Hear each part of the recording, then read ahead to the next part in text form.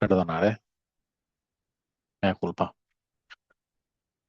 Como hemos ido viendo durante las sesiones, los word embeddings son representaciones vectorizadas, ¿no? Del texto que nos permiten extraer más información de valor que si utilizáramos el one-hot encoding. El one-hot encoding es la estructura inicial de la que parten los word embeddings y a partir de aquí pues se intenta pues obtener más información del texto a partir de usar estructuras de vectores pues, que permiten, mediante un entrenamiento no supervisado, obtener la mejor representación funcional de estas palabras en el texto.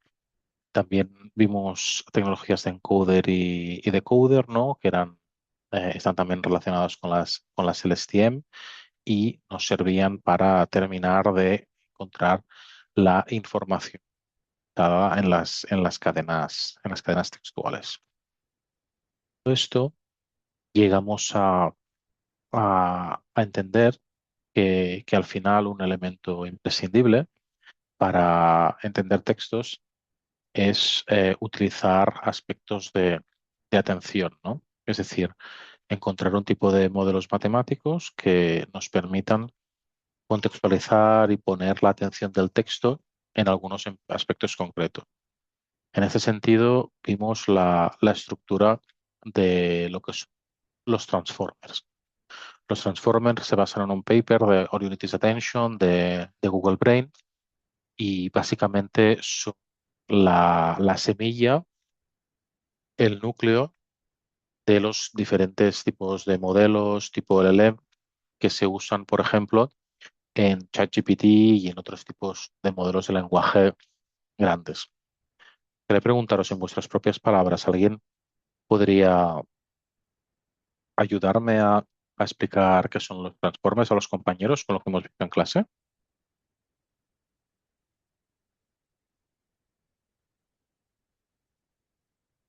Venga, va, no seáis tímidos.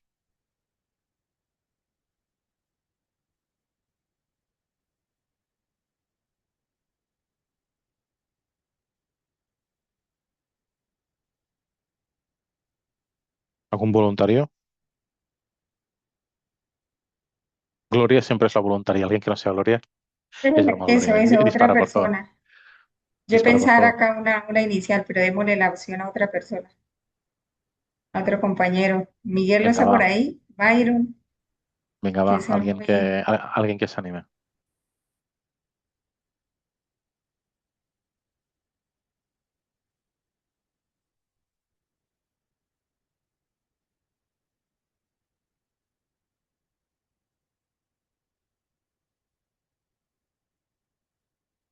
Pues venga, Gloria, a ver si tú nos ayudas un poquito. ¿Qué te parece? Bueno, bueno, Siempre es buenas la tardes. voluntaria. Voluntaria siempre, ¿no? Desde mi punto de vista, lo que hemos aprendido y lo que se ha llevado en todos estos procesos. El Transformer viene a ser una arquitectura, ¿sí? O sea, uno lo ve como una arquitectura que maneja una red neuronal. Entonces, esa arquitectura está compuesta por embeddings, por un input, por un output, y dentro de esa arquitectura hay una secuencia de redes neuronales, las cuales están trabajando bajo unos parámetros, ¿sí? Unos algoritmos en los cuales nosotros escogemos para poder luego tener como decir, como tener una salida, una respuesta a lo que estamos buscando. Pero en sí el transformer es la arquitectura como tal, trabaja con ese tipo de red neuronal. ¿Sí? Entonces ahí están basadas el bias, los pesos, la parte de los encodings, los vectores. Entonces, en sí ahí está conformado toda esa área y ese algoritmo, el cual nos entrega a nosotros una respuesta. Es como yo lo he visto siempre el Transformer. O sea, es como la matriz. Sí, sí, es decir, el Transformer como tú dices, es la arquitectura, ¿no? La estructura de las redes neuronales que hay detrás. Perfecto. Sí, sí, evidentemente aquí lo que utilizamos son embeddings que nos ayudan a entender la posición de los diferentes contextos, de los diferentes elementos en el texto para darle ese elemento de contexto, ¿no? Para ver cómo afectan las palabras que están cerca de una palabra determinada en la interpretación de su significado. Y bueno, me gustaría introducir el concepto de transfer learning, ¿no? Que básicamente es cómo podemos utilizar lo aprendido o la fase de entrenamiento en un modelo determinado a otros modelos para terminar de extraer el máximo valor posible, ¿no? Eh, para, para explicarlo, pues básicamente es esto, ¿no? Transfer Learning hace referencia en cuando utilizamos un modelo entrenado en un conjunto de datos en otro, ¿no? Por ejemplo, cuando utilizáis un modelo de Hugging Face o de Kaggle o de otra fuente para ser utilizado en un contexto totalmente diferente. Y este modelo pues se puede fine-tunear, es decir, se puede mejorar dados estos nuevos datos o se puede evitar esta fase de mejora. Y bueno, básicamente eso es lo que llamamos transfer learning. Hay bibliografía de Stanford que es bastante buena. Dejamos aquí el link por si alguien quiere profundizar un poquito más. Sí que es verdad que esto muchas veces lo utilizamos, ¿no? Sin saber muy bien pues, que se llama transfer learning, pero de natural es algo que cuando intentamos mejorar los modelos, pues hacemos. Entonces, bueno, me gustaría que la clase de hoy fuera muy orientada a comentar aplicaciones del procesamiento del lenguaje natural, ¿no? ¿A alguno de vosotros le ocurren que no estén en esta lista algunas aplicaciones que puedan ser de interés social o empresarial? Cualquier idea es bienvenida.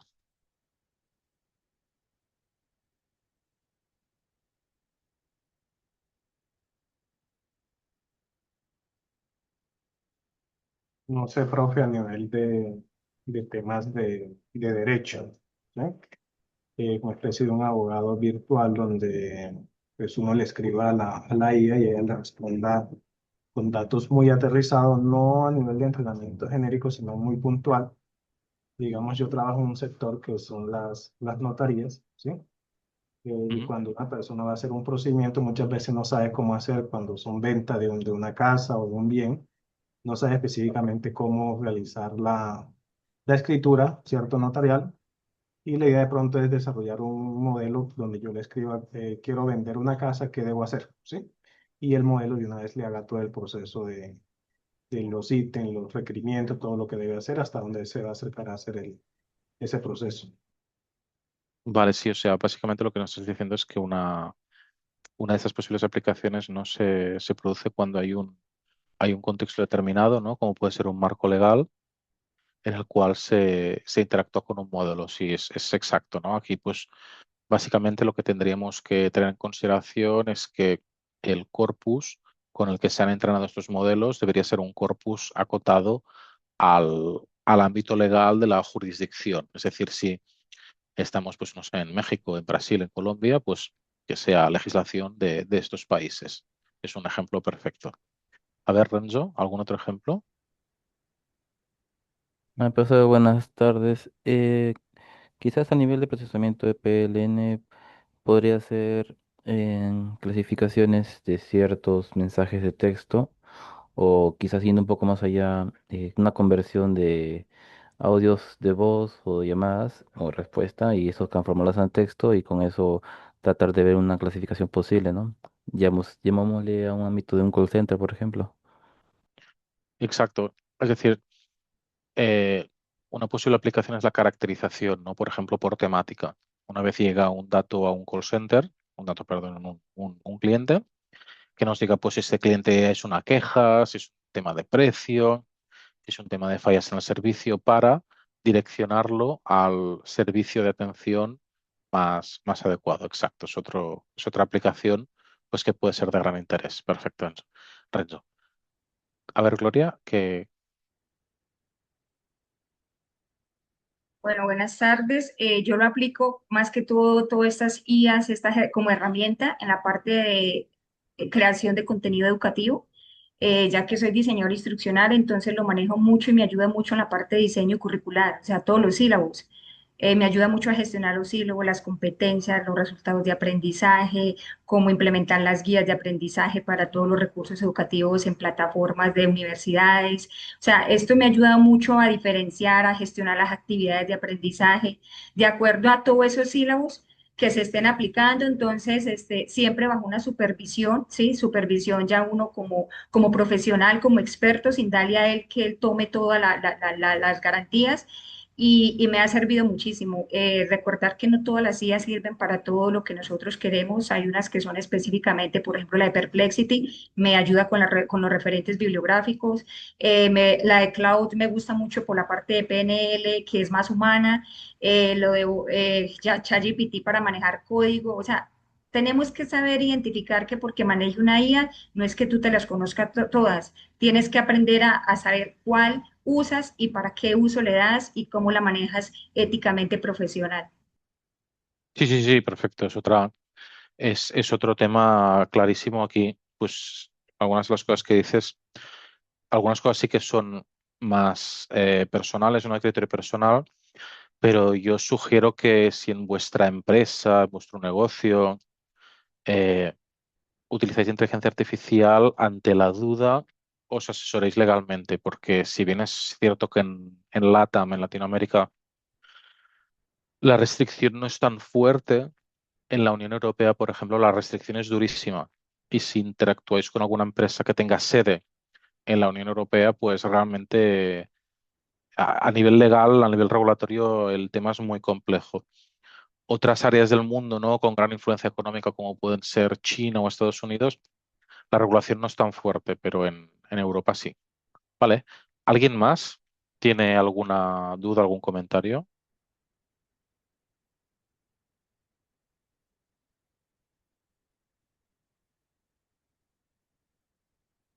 Vale, pues vamos a comentar algunas, ¿no? Bueno, antes de deciros que este tema de la PLN es uno de de las fuentes de proyectos de data science más interesantes porque realmente hay mucha información de valor contenida en el texto, ¿no? Algunos ejemplos podría ser, por ejemplo, atacar a las redes sociales, a Twitter, a LinkedIn, a Facebook, a Instagram, para entender las temáticas, ¿no? Es decir, de qué va una publicación, si hay un sentimiento positivo o negativo, si es una señal de alarma. Caso de uso que hice yo hace tiempo para una institución pública es ver si a medida que los usuarios de una red social iban haciendo tweets, pues había evidencia de que se necesitaba incrementar la presencia policial. Y está bastante bien porque se puede relacionar también con imágenes. Claro, aquí dice que se necesita. Muchas veces para abordar este tipo de casos de uso se necesita una arquitectura que permita hacer seguimiento en real time de, de este tipo de datos, ¿no? Porque claro, de poco me sirve que yo quiera ver si, si, si realmente necesito algo, puedo actuar, ¿vale? Entonces, bueno, a veces el tema del real time es interesante. ¿Qué más, qué otros prerequisitos tiene el que yo quiera estudiar temáticas en un podcast?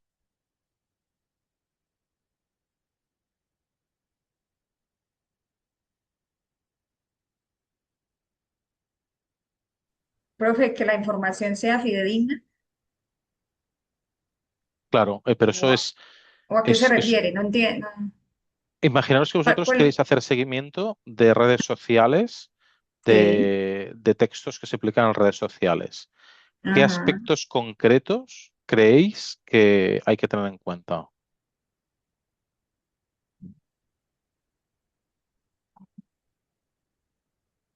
¿Cuál sería la parte ética y de seguridad? Sí. Vale, eso también es un tema de cualquier proyecto de data science. ¿Se os ocurre alguna Ujú. otra cosa específica de lenguaje natural? Dependiendo de la aplicación, separar o agrupar por contexto los comentarios. Pueden haber que algunos se desvíen del tema principal y eso ya no nos sirva para la aplicación que nosotros necesitamos. Te entiendo, perdona. A lo mejor puedes volver a explicarlo con otras palabras a ver si consigo entenderte. A ver, por ejemplo, si yo quiero, como lo que estabas comentando, mi aplicación quiere identificar algunos mensajes en el cual podría haber violencia y avisar a las redes de emergencia. Seguramente en todos estos comentarios que se siguen en línea habrá algunos que sí estén apuntando a esa misma situación y otros que se desvíen del tema principal y se pongan a bromear, por ejemplo, y otras cosas. Entonces, una aplicación podría ser segmentar o separar esos tipos de comentarios para tener una data más fidedigna sobre el tema. No haberte entendido, ¿eh? Pero sí que es cierto que cuando analizamos datos textuales, el contexto es importante. Es decir, un comentario hecho en una red social dada una manifestación, ¿no? Por ejemplo, ante un cambio político, puede no tener el mismo significado que el mismo comentario hecho, pues, yo qué sé, en un periódico. Entonces sí que es cierto que estos algoritmos, sugerencia es que tengan una supervisión humana. No me fiaría yo mucho de derivar acciones importantes sin que haya una persona metida por ahí, lo que ahora se llama human in the loop. Ya sabéis que últimamente nos gusta mucho meter nombres raros. Otro ejemplo es la predicción de la tasa de conversión en un call center, ¿no? Es decir, imaginaos un call center donde llamamos para que los clientes nos pidan información de productos y el objetivo es vender productos. ¿Qué características pensáis que tiene que tener este diseño de la solución basado en análisis de textos?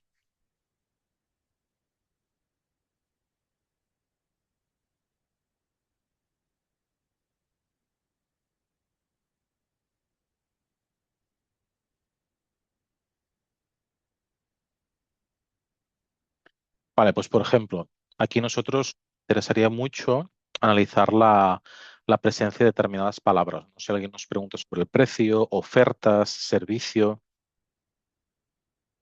Puede interesar mucho el ver que se utilizan ciertas palabras en concreto, incluso algún análisis tipo TF y DF, ¿no? Porque el uso de palabras exóticas también puede ser muy representativo.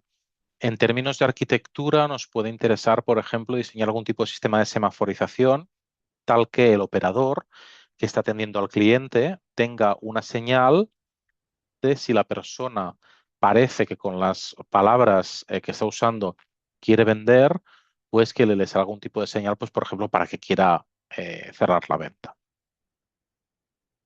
Después nos dice caracterización del uso del lenguaje según grupos de alumnos. Esto es curioso porque aquí no, esto es esto es una caracterización, es un enfoque no supervisado, ¿no? Y por lo tanto no vamos a buscar nada en concreto, sino que lo que vamos a hacer es intentar buscar grupos o buscar pues tipologías en estos, digamos, en esta población de alumnos. Claro, aquí es un análisis más descriptivo, con lo cual es un análisis más exploratorio y no podemos incidir tanto en lo que esperamos ver porque realmente no lo sabemos. Como es un análisis descriptivo, aquí en términos de arquitectura, de diseño de la solución, aquí podemos utilizar, hace falta un modelo puesto en productivo en real time, por supuesto, y sí que nos iría bien algún tipo de capa de visualización, ¿no? Para que cuando nosotros veamos los grupos resultantes, entendamos un poquito el porqué de estos grupos resultantes, ¿vale? Y también, pues bueno, temáticas de podcast, esto pues ya lo hemos comentado un poquito. Bueno, eso lo hemos ido comentando. Bueno, hay muchas formas de hacer transferencia de conocimiento, ¿no? Como ya sea incluir directamente el modelo, adaptar un modelo nuevo. No me gustaría entrar mucho aquí porque esto es un tema que podéis ver también en otras asignaturas. Me gustaría entrar directamente en lo que es el análisis de sentimiento. Pregunto, ¿por qué pensáis que el análisis de sentimiento en concreto es algo que puede interesar a las empresas y a las personas? El análisis de sentimiento.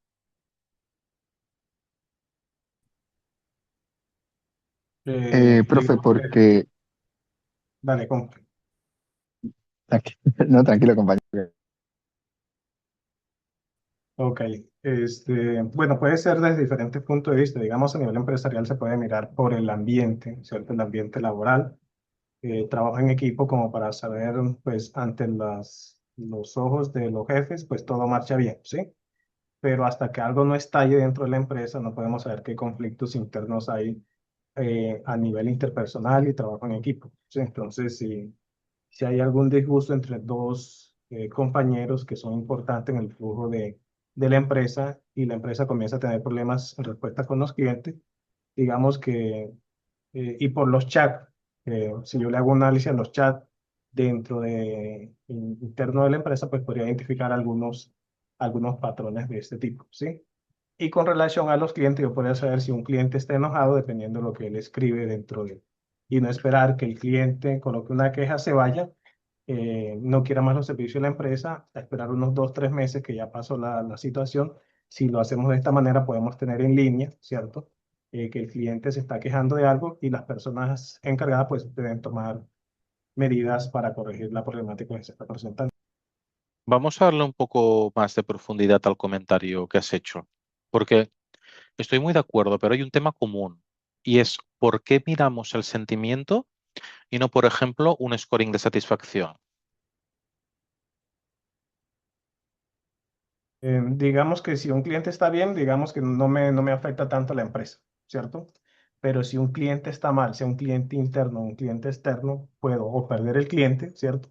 O un trabajador muy bueno se me puede ir. Digamos que yo le debo colocar prioridad a todos lo que es negativo, ¿cierto? Para poder hacer correcciones. Yo de una cosa positiva, pues lo que hace es, pues no puedo tener corrección, de pronto replicarla en otras partes para que eso mejore, pero si yo no ataco las partes negativas, pues puedo, como le digo, puedo perder un cliente, puedo perder un trabajador o un servicio, o muchos clientes incluso.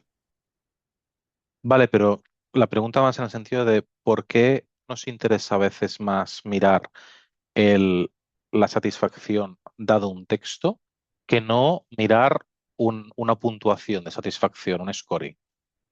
¿Por qué el texto puede ser más informativo? Profe, Profe, ¿será porque... yo, Dale, Byron. O espera, no me demoro. Tal vez será porque ahí encontramos un patrón y a partir de ese patrón podemos hacer un análisis del Mm, cliente. Mira, fijaros una cosa, al final un texto es mucho más informativo, ¿vale? Que un scoring. El scoring es muy subjetivo. Hay gente que da notas muy altas de base, gente que da notas intermedias de base. Lo que para mí es un 5 no es lo mismo que a lo mejor para todos vosotros un 5.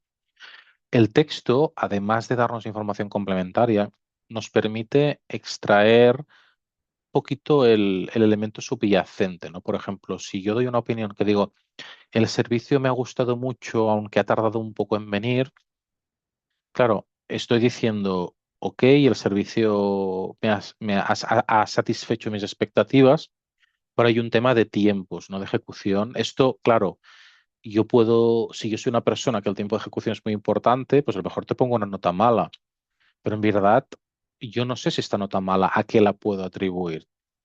Por lo tanto, el análisis de sentimiento es un elemento muy interesante porque nos permite de una vez profundizar más en la opinión real del cliente. Creo que Eduard tiene algo, quiere comentar algo.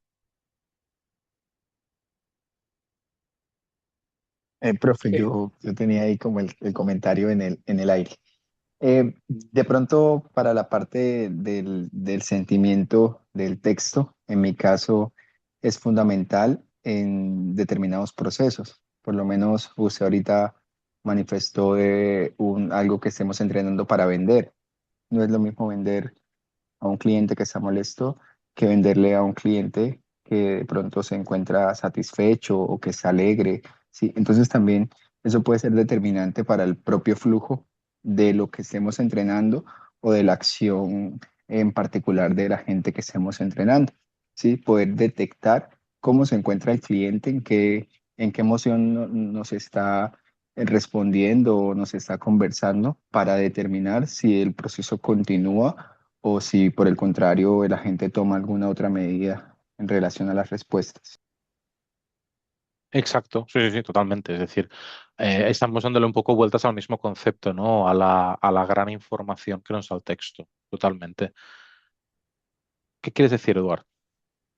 Profe, buenos días, buenas tardes, compañeros. No, profe, pues también para complementar, que o sea, ya se han demostrado con numerosos estudios que en la psicología toda la parte de las emociones actúan como como un interruptor para la billetera, o sea, para comprar compulsivamente. Ya uno puede estar muy, muy feliz o muy, muy triste. Esto puede causar que uno compre más cosas o que no le importe gastar más dinero de lo necesario. Eso ya hay bastantes estudios ya que demuestran esto, que pues, las emociones es un factor fundamental a la hora de comprar cosas. Exacto. O sea, al final estás haciendo alusión a lo mismo, ¿no? La información contenida en el texto. O sea, fijar que estáis dándole vueltas al concepto de que el texto es como que nos regala más información que un número, porque además no solo nos permite inferir una escala de bueno o malo, sino que además nos da una causalidad, nos da un poquito pistas de qué elemento hay de mejora o qué elemento positivo ha destacado la persona que hace la valoración. Eric. Sí, quisiera preguntar, ¿cómo es que hacen para medir el análisis de este sentimiento? Porque, por ejemplo, hay gente que escribe siempre con mayúscula sostenida o personas de mayor edad, ¿verdad?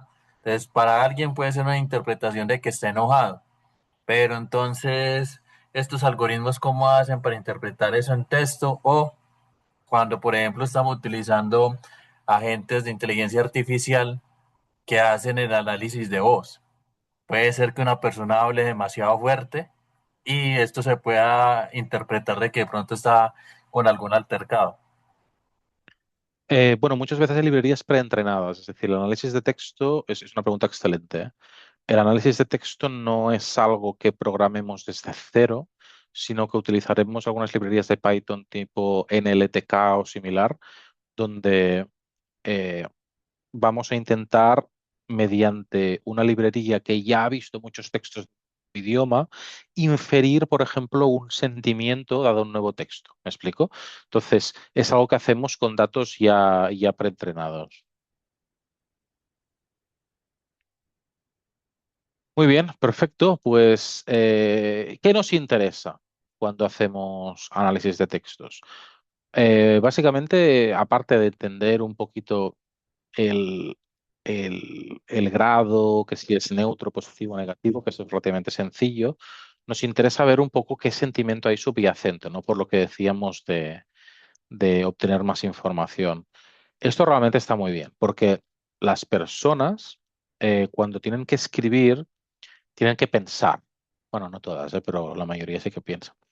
Y eso está muy bien porque podemos obtener información de mucho más valor de forma rápida. Y al final lo que queremos es esto, inferir un scoring para ver pues, qué tipo de texto tenemos delante y qué emoción refleja este texto.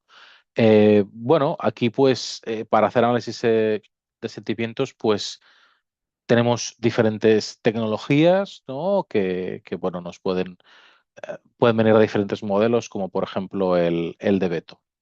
Entonces, bueno, aquí nos puede interesar también, pues, por ejemplo, autocompletar textos, que es otra aplicación del procedimiento de lenguaje natural. Perdonad, es que en mi mente siempre tengo NLP. Lo voy a llamar NLP, ya sabéis lo que quiero decir. Pero bueno, básicamente que sepáis, ¿no? Que hay algunos modelos como el de Beto que nos permite hacer text generation, o GPT-2 que también nos permite hacer text generation. Y aquí los transformers son especialmente buenos por lo que comentábamos, ¿no? De la contextualización de la información generada.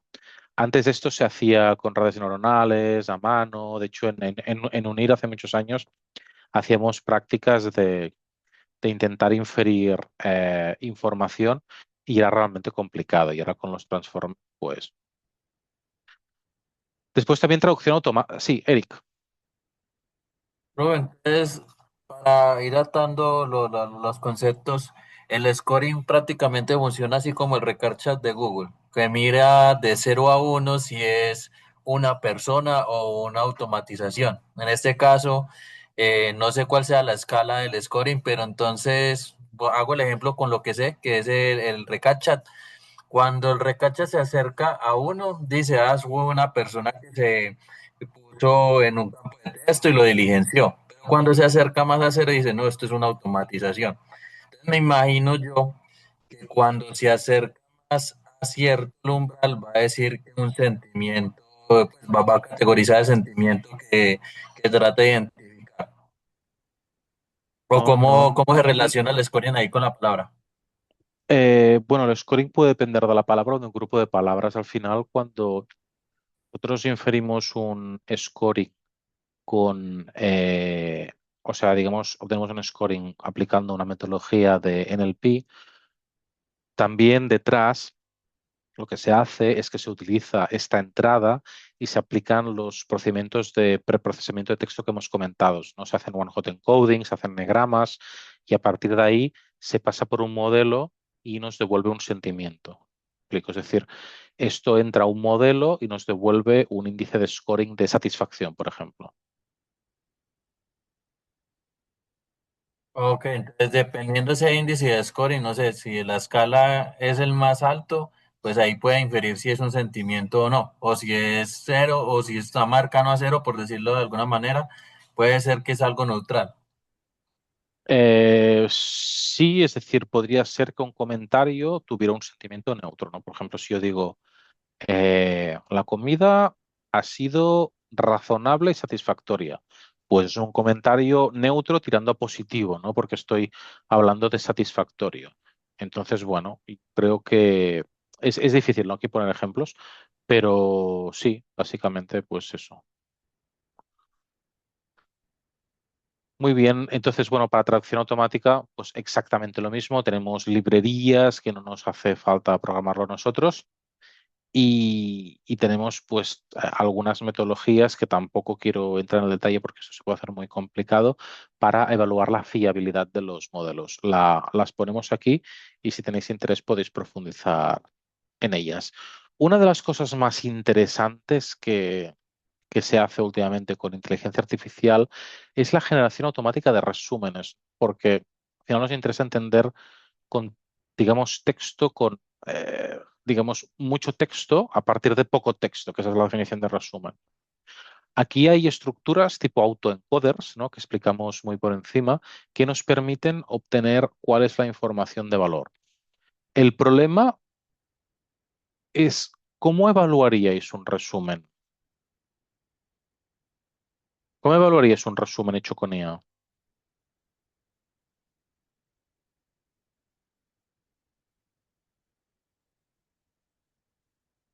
Profe, ¿Sí? hago la intervención. En mi punto de vista y en mi práctica, siempre tengo que conocer sobre esos documentos en los cuales estoy solicitando ese resumen, ¿sí? Y tengo una lista de chequeo, porque yo tengo que haber dado ya unos parámetros en el prompt engineer, cómo es que me devuelve ese resumen y si me lo está devolviendo con esas características y aparte lo tengo, tiene que pasar por una revisión muy minuciosa conociendo ya yo el tema y de los documentos que haya tenido en ese corpus de los cuales me está analizando. Si tengo dudas, voy y tengo que ir a los referentes, ¿no? Y a partir de ese prompting con el cual yo le he solicitado ese resumen, pues uno está interactuando. Eso es una interacción aparte de que tú implementas esa herramienta, tú tienes que estar en una interacción constante y verificable. Es desde mi punto de vista. Sí, el problema es que, claro, cuando haces un resumen precisamente es para no tener que verificarlo. Entonces, digamos, yo no conozco ninguna metodología eh, de validación de resúmenes, ¿no? Sí que si nos pusiéramos un poco frikis, podríamos, por ejemplo, hacer una extracción de tópicos del resumen y del texto original y ver si hay algún tipo de similitud entre los tópicos extraídos por el texto original y el resumen. Es decir, si el resumen del resumen coincide con el resumen del texto original. Pero bueno, es una forma un poquito rebuscada, así que no, yo personalmente no lo conozco. ¿Andrés? Profesor, pero en ese caso, entiendo que la persona que está haciendo el análisis debe saber o debe tener conocimiento del, vamos a decir, del texto que se está resumiendo, de manera de, pues si yo estoy analizando mi resumen, también tener, ¿cómo me explico? Idea de ese resumen que estoy recibiendo de parte de la IA, ¿no? O no, es decir, tú cuando quieres hacer un resumen de un texto no tienes por qué, o sea, que tú conozcas la temática no significa que conozcas el contenido del texto a ser resumido, ¿no?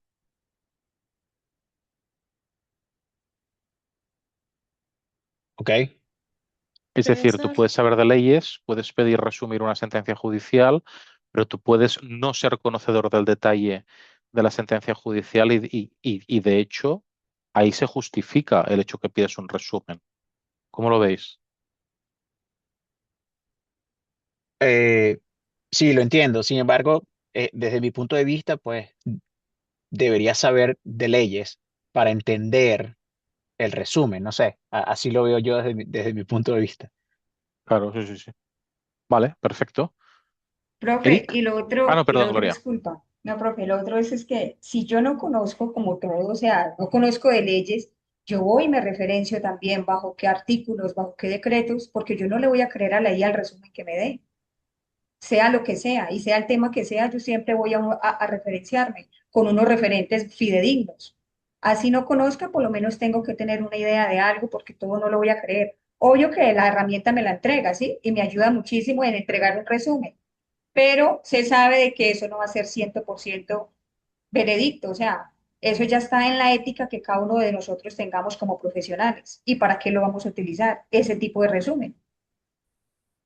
Claro, sí, sí, sí, totalmente. De hecho, una idea interesante es que cuando trabajéis con datos generados por IA, pongáis un disclaimer, ¿no? De, oye, esto se ha generado por IA, cuidado con utilizarlo directamente. Sí, sí, muy buen punto. Eric.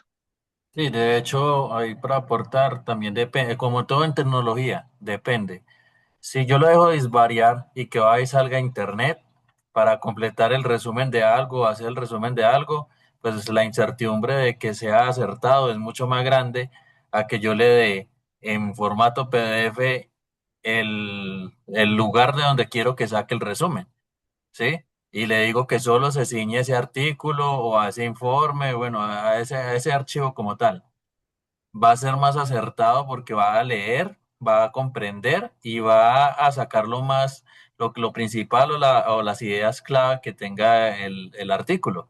Entonces, digo así que podría apalancarme del uso de un correcto prompt para poder decir que sí es correcto el resumen. En cambio, si yo lo dejo con una temperatura del dato abierta para que él salga a internet, puedes variar y tengo que desconfiar y tengo que ver más allá de las fuentes que consultó para ver si lo que me dio como resumen si es verdadero o no. Ahí vuelve y juega el contexto y también pues el análisis como profesional y ético que uno dé. Precisamente por eso es difícil evaluar un resumen de forma objetiva. Estamos de acuerdo, ¿no? Básicamente, lo que yo quiero que os quedéis es que evaluar un resumen de manera metodológicamente consistente es difícil, porque tenemos muchos criterios, los criterios no son blancos o negros. Simplemente que os quedéis con esto, ¿vale? Y como extrapolación, os sugeriría que, que si vosotros realmente tenéis que utilizar datos generados por inteligencia artificial de manera rápida, es decir, utilicéis disclaimers, porque tal como decíais, ¿no? Si hago un resumen y me fío, es porque sé lo que pido, sí, pero una cosa es saber del ámbito que pides y la otra cosa es conocer el texto. Entonces, no creo que podamos asumir que siempre que pides un resumen, conozcas el texto del cual pides un resumen. Pero bueno, esto pues está también abierto a interpretación. ¿Vale? Entonces, bueno, esto ya me imagino que os lo sabéis ya. Q&As directas, aquí no hace falta eh, darle muchas más vueltas. Me gustaría hablar del Information Retrieval, que también lo comentamos a nivel de recordatorio, que básicamente es cuando nosotros le pasamos al modelo información nuestra para contextualizarlo mejor. El método más conocido es la RAG, Retrieval Augmented Generation, que sin reentrenar el modelo nos permite contextualizarlo y que nos devuelva un resultado más acurado. Entonces se utiliza mucho cuando quiero, por ejemplo, generar un resumen que se parezca a otro resumen, o quiero generar una imagen que se parezca a otra imagen. Y bueno, aquí lo que comentábamos, que estos modelos pueden generar salidas y demás. Aquí tenéis algunos textos por si queréis ver código. Esto Internet está llenísimo de fuentes, ¿eh? Después, esto de ChatGPT me lo quería saltar. Vamos a ver el tema de Large Reasoning Models, ¿no? Los LRMs. Si os fijáis aquí, los papers ya son muy recientes, son de 2025, es decir, del año pasado. Esto está que arde. Y son modelos que nos permiten entender el detalle de... Sí, Andrés Felipe, por favor. Perdón, profe, me gustaría agregar un poquito de la parte de rack que mencionó, que me parece importante. Dentro de los modelos de rack que he trabajado bastante con ellos, hay técnicas para mejorar la parte de rack, como es el re-ranking, que permite ubicar mejor las respuestas de los datos en rack para dar mayor accuracy, o sea, mayor perfección en la respuesta y en la búsqueda, porque normalmente esas búsquedas en ocasiones los datos no están bien embebidos y pueden generar distorsión en la respuesta. Entonces existe ese método re-ranked que lo pueden buscar, es bastante bueno. Y también los metadatos de inserción en los datos de embedding son muy importantes.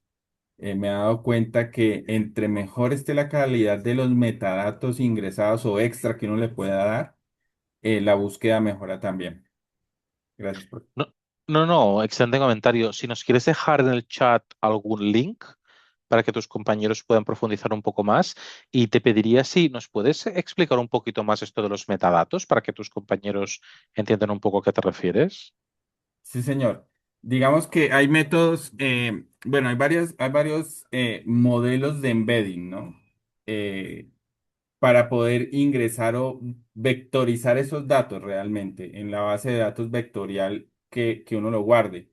Yo ahorita lo guardo en Postgres con una extensión para que esa base de datos se vuelva vectorial. Entonces, esa parte de metadatos que menciono es qué datos extra estoy extrayendo, ejemplo, Confluence, que es una herramienta para documentar realmente cosas técnicas.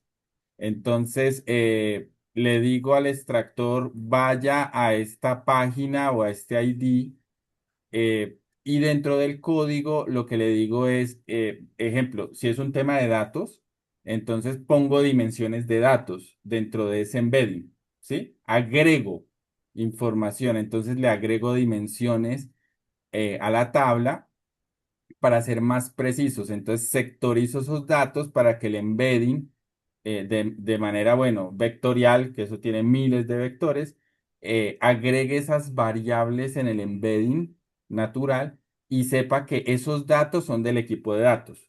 El otro es del equipo de backend, ¿sí? A nivel de desarrollo.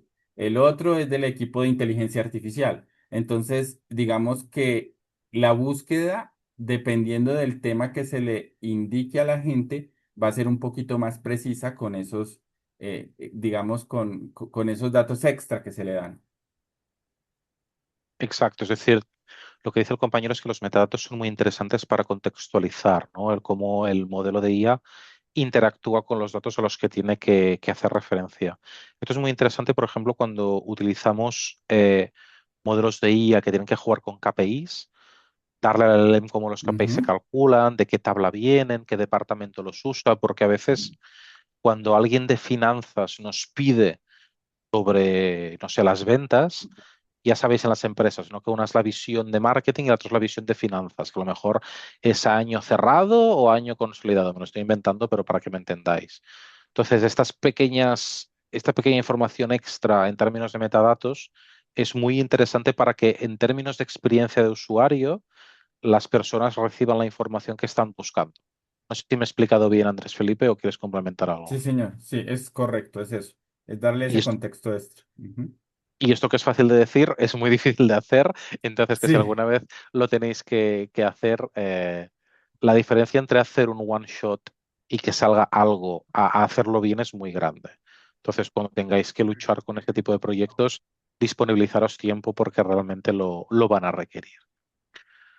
Muy bien, estamos llegando ya al final de la clase. La próxima semana, que diría que ya es la última sesión de teoría, tengo que revisarlo, pero creo que es la última. Veremos cómo se construye un agente conversacional. Y nada, animaros a repasar el temario. En breve corregiremos la segunda práctica y lo tomamos desde ahí. Muchas gracias a todos por vuestro tiempo y avanzamos.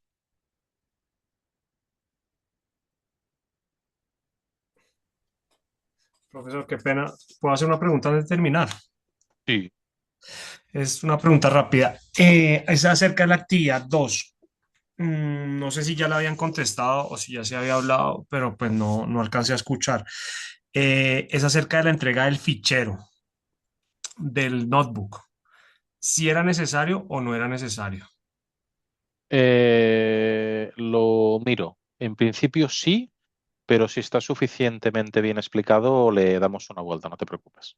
Lo que pasa es que lo pregunto por qué, porque en el momento de adjuntar el fichero, el notebook, la plataforma me dice que, que Turnitin no soporta la extensión del fichero.